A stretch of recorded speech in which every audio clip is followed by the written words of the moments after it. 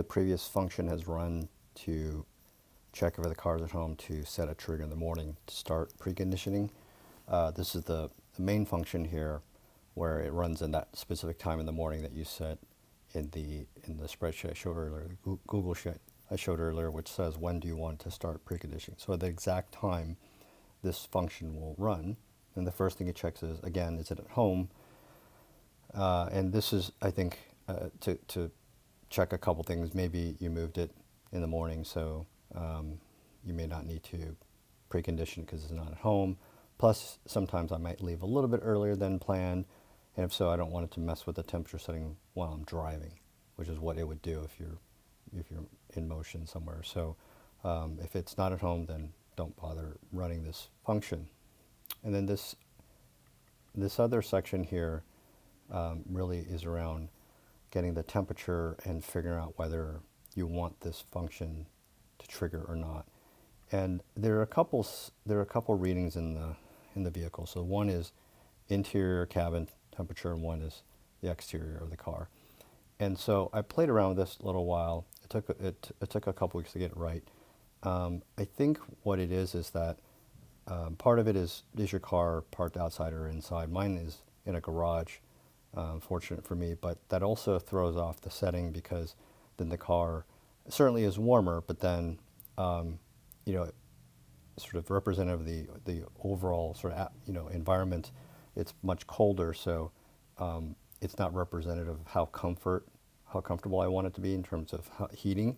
So I actually opted to try to get local temperature through a weather service API, and I think this one's called Open Weather or something. And you can pass in a zip code or a city or whatever. You can tell it whatever units of measure in terms of Fahrenheit or Celsius, and there's a bunch of different data. So this one just gives me the temperature, and it works pretty well. And it's a free service. You can pay for different features or whatever, but the free one just can give you temperature, a bunch of basic functions, and that actually gives me a temperature that I think is representative what I expect in terms of the cabin temperature when I want it to preheat or pre-cool. So far, I've only tried heating because I just built this this function, and we're in winter in North America, so I haven't tried the cooling quite yet. But it's set to roughly anything at 65 Fahrenheit or lower, it will do a preheat. And so, I found that while it's parked in the garage, sometimes it's a little bit above that temperature. And even though it's above that temperature in the car, I still want it to be, warmer. So I think that's why you can say I commented this out. You can get the information from the car, but I opted to use the weather service one. I just think it's, like I said, it's more comfortable. And then, so if you look down here, once it's figured out, you saw in the previous video, the spreadsheet has a threshold for cold versus hot. And some people, I think, just want a constant temperature no matter what. Like they just want it at 70 Fahrenheit or whatever, so you could just get away with one temperature. But I like it to be a little bit warmer or hotter depending on the time of year. So I opted to do it this way. And then it starts to set up all the variables to get, what day of the week it is. So this function in Google App Sheet will tell you, Monday through Sunday or whatever. And then I get the parameters ready to, the variables ready to to read from the spreadsheet, which is like thermostat settings by day. And so there's might be a more elegant way to, you can see there's a very long block of code down here. So all it's doing now, it's just comparing, should I read from the top half, which is to preheat, or the bottom half, which is to pre-cool. And so if it's obviously, if it's lower than the cold temperature, then it'll start to preheat, and it'll look at each day of the week. It starts at 0 being Sunday, and then it'll read through this sheet. And I didn't, so if you see this is kind of a different looking function. So if the temperature is not a number, so in some of the cells I put off because 0 is technically a temperature, so I didn't want to confuse the system or confuse myself if I really wanted to be set at 0. Not that the car can reach 0, but just to put off, so it's clear that it won't run. It will throw an error or won't read a number. So I use this function that if it's not a number, then it'll just quit the function on that day.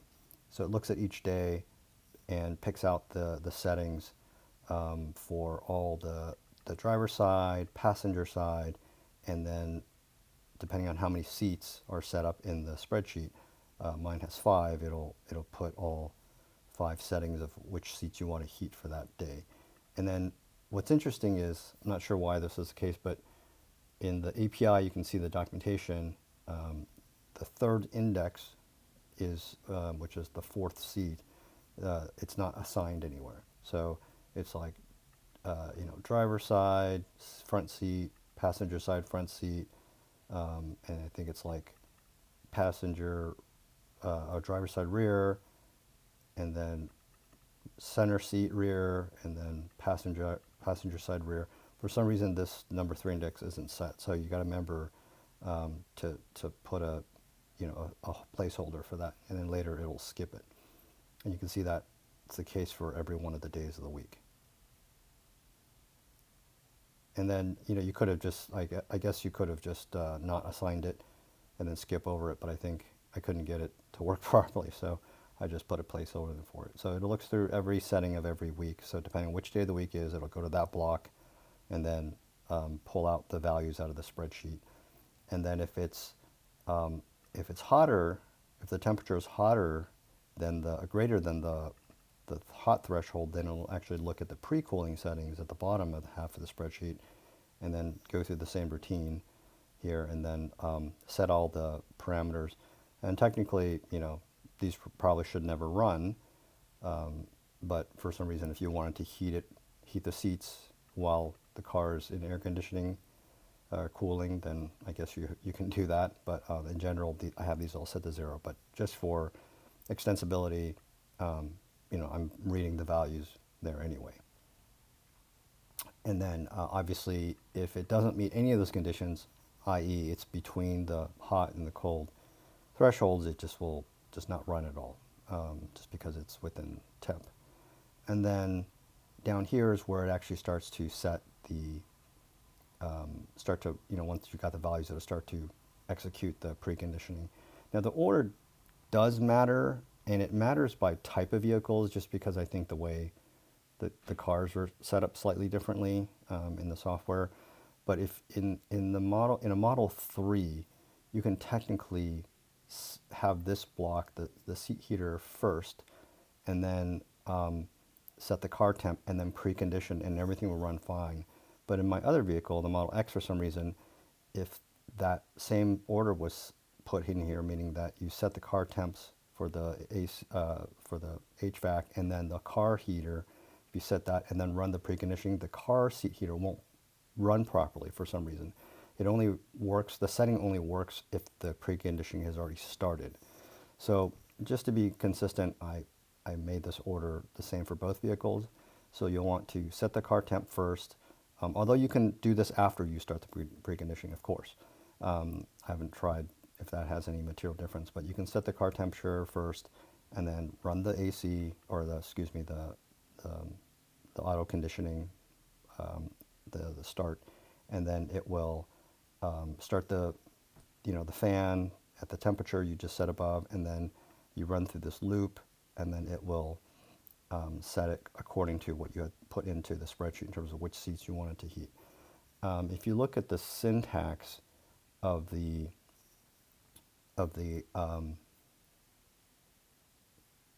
scroll down here. So if you look at the syntax of the seating, I wasn't able to figure out if you could set it all at one array. You can push it through one single command call to put all 5 or 3 or whatever number of seats through. I wasn't able to figure that syntax out quite yet. There might be a way, but and the documentation isn't clear. So what I did is, obviously you saw from the row or the function above, is that I just ran through a loop through each seat. But the syntax took me a while to figure out, but the syntax works. And then you can see down here there's the other syntax to start. This is all in the API. And then I have this function which I didn't make a separate video about, but I noticed when I did the videos about the climate, the charging videos, the ID underscore S, which is what triggers a lot of these functions, it changes. I thought it wouldn't change, but it changes fairly frequently for whatever reason. So I just created a function based on VIN number, which doesn't change, and then it'll return a vehicle ID, which is what these functions use. So I don't have to worry about the code breaking every time the ID underscore S value changes. Again, for whatever reason, does that. So that way, this is pretty stable. It's static. Obviously, the VIN number, and you can see it runs off of these commands.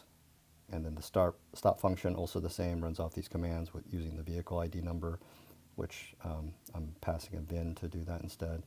And then the weather one, you can see this is the open weather API, which is free. I pass in a zip code. You can pass in city or something like that, and you can get different metrics, whether it's Fahrenheit or Celsius. So that's how it's run, and it's works out pretty well so far. And you know, you can, like I said, you can make some adjustments if you like it, you know, hotter or colder, or what the thresholds are based on the spreadsheet. Anyway, hope you found this useful. This I think is a fun little project to play around with, and I'll continue to find new ones and post those and share those when I can. Thank you.